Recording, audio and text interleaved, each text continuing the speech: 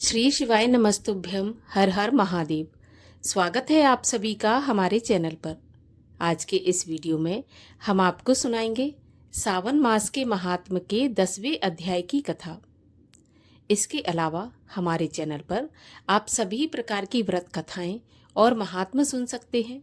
इसके लिए अगर अभी तक आपने चैनल को सब्सक्राइब नहीं किया है, पहली बार चैनल पर आए हैं तो चैनल को सब्सक्राइब करके बेल आइकन पर क्लिक कर लीजिए और आज की ये कथा अच्छी लगे तो लाइक अवश्य कीजिए।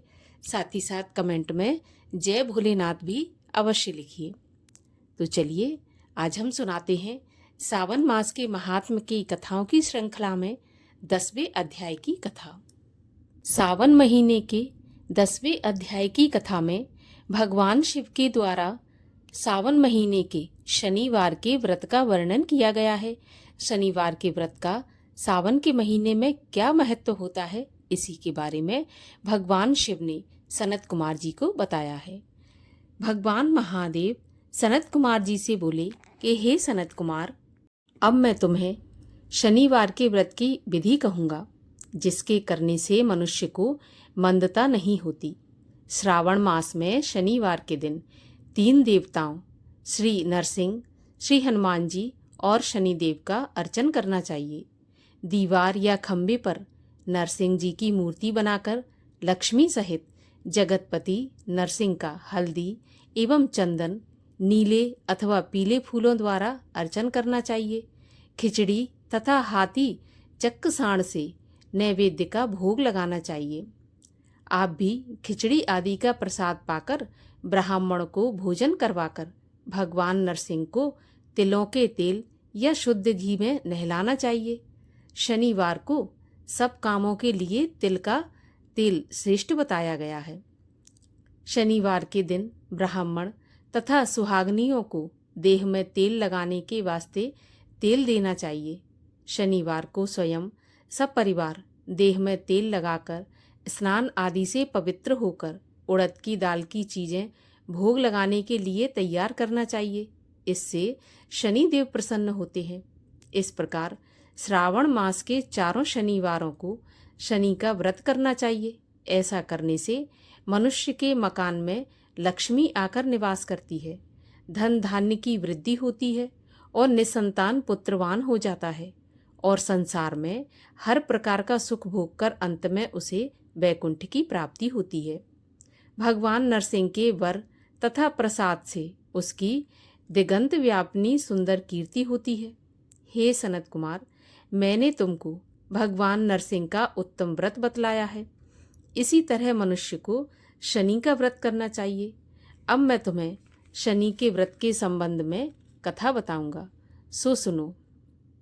एक लंगड़े ब्राह्मण या उसके न मिलने पर किसी अन्य ब्राह्मण को तिल का तेल मलें और गर्म पानी से स्नान करवाकर ऊपर नरसिंह जी के व्रत में जैसा बताया गया वैसा भोजन करवाकर शनि के प्रतीर्थ तेल, लोहा, तिल, उड़द तथा कंबल उसको दान करना चाहिए।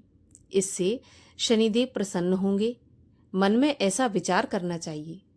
शनिदेव को तिलों के तेल में नहलाना चाहिए। शनिदेव की पूजा के लिए तिल, उड़द तथा चावल उत्तम माने गए हैं। हे सनत कुमार, अब मैं शनिदेव के ध्यान के संबंध में बताऊंगा, सो आप सावधान होकर सुनिए। शनिश्चर का रंग काला है, गति मंद है, कश्यप गोत्र है। शनि का जन्म सौराष्ट्र देश में हुआ है। सूर्य नारायण इनके पिता हैं। इंद्र नीलमणि तुल्य कांतिमान है। बाण, धनुष तथा त्रिशूलधारी हैं। गिद्ध की उनकी सवारी है। यम अधिदेवता हैं। कस्तूरी, अगर, चंदन तथा गूगल और नैवेद्य में उड़द की खिचड़ी प्रिय है। शनि के अर्चन में लोहे की प्रतिमा बनानी चाहिए। दान देने के लिए काले रंग का ब्राह्मण ही उत्तम माना गया है। उसे 2 काले कपड़े तथा काले रंग की गाय बछड़े सहित दान में देनी चाहिए और प्रार्थना व स्तुति करनी चाहिए। अब आगे ध्यानपूर्वक सुनो। राजा नल का राज्य जब चला गया था तो राजा नल ने शनिदेव की आराधना की थी और शनिदेव ने प्रसन्न होकर उन्हें दोबारा राज्य प्रदान किया था। मनुष्य को चाहिए कि वह इस प्रकार शनिदेव की आराधना करके कहे कि मेरे ऊपर शनिदेव प्रसन्न हो। नीलांजन के तुल्य कीर्तिमान अति मंद भ्रामी छाया नामक स्त्री से सूर्य द्वारा उत्पन्न शनिश्चर को मैं नमस्कार करता हूँ। मंडल कोण में स्थित पिंगल नामक शनिदेव को मैं नमस्कार करता हूँ। हे देवेश, मुझ अति दीन पर कृपा करो। इस प्रकार स्तुति द्वारा बारंबार प्रणाम करना चाहिए। शनिदेव के अर्चन में शन्नो देवी इस मंत्र का स्मरण करें। 3 वर्णों के लिए वैदिक मंत्र तथा शूद्र के लिए नाम मंत्र कहा गया है। जो प्राणी सावधान मन से विधि द्वारा शनिदेव का अर्चन करता है, उसे स्वप्न में भी किसी प्रकार का भय नहीं सताता। हे सौम्य, जो मनुष्य इस प्रकार व्रत को करेंगे, वे श्रावण मास के प्रत्येक शनिवार को भक्ति सहित अर्चन करेंगे। उनके यहाँ शनि द्वारा कभी पीड़ा नहीं पहुँचेगी। शनि जन्म राशि से पहले, दूसरे, चौथे, 5वें, 7वें, 8वें, 9वें तथा 12वें स्थान में हो तो सदा पीड़ा पहुँचाते हैं। उनकी शांति के लिए मनुष्य को क्षमाग्नि इस मंत्र का जाप करना चाहिए और शनि की प्रसन्नता के लिए इंद्र नीलमणि का दान करना चाहिए। हे विप्र, अब मैं तुम्हें श्री हनुमान जी को प्रसन्न करने की उत्तम विधि बताऊंगा।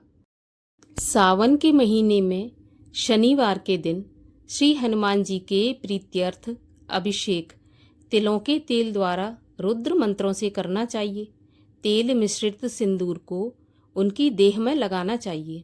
जपा, अर्क तथा मंदार माला से अर्चन करके नैवेद्य के लिए उड़द के बड़े तथा अन्य उपचारों द्वारा यथाशक्ति और श्रद्धा द्वारा पूजन करना चाहिए।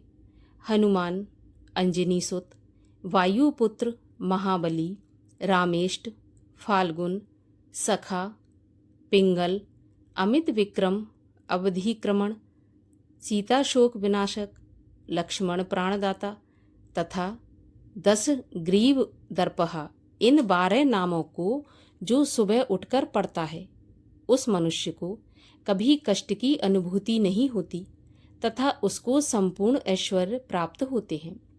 इस प्रकार सावन महीने के शनिवारों को जो मनुष्य हनुमान जी की आराधना कर लेता है, उसका शरीर वज्र के समान सुदृढ़ हो जाता है और कार्य करने में वह तेजवान हो जाता है। वह बुद्धि विवेक से विभूषित हो जाता है। उसके शत्रु नष्ट हो जाते हैं और मित्रों की वृद्धि हो जाती है। श्री हनुमान जी के प्रसाद से वह पराक्रमी तथा वैभवशाली हो जाता है।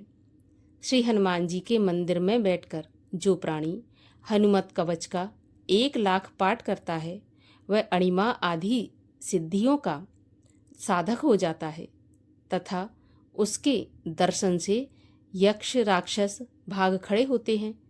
शनिवार को पीपल का स्पर्श तथा अर्चन करें।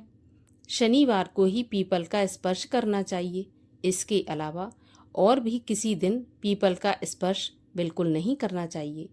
शनिवार को पीपल का स्पर्श करने से सब रिद्धियाँ बढ़ती हैं। वैसे तो पीपल का अर्चन 7 दिन करना चाहिए, परंतु सावन के महीने में सबसे ज़्यादा करना चाहिए। इस प्रकार भगवान शिव ने सनत कुमार को सावन महीने के शनिवार के महत्व को समझाया। यहाँ पर 10वें अध्याय की कथा का समापन होता है।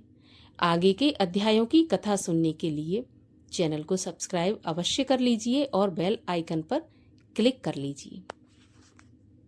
और आज की कथा आपको कैसी लगी, मुझे कमेंट बॉक्स में लिखकर अवश्य बताइए।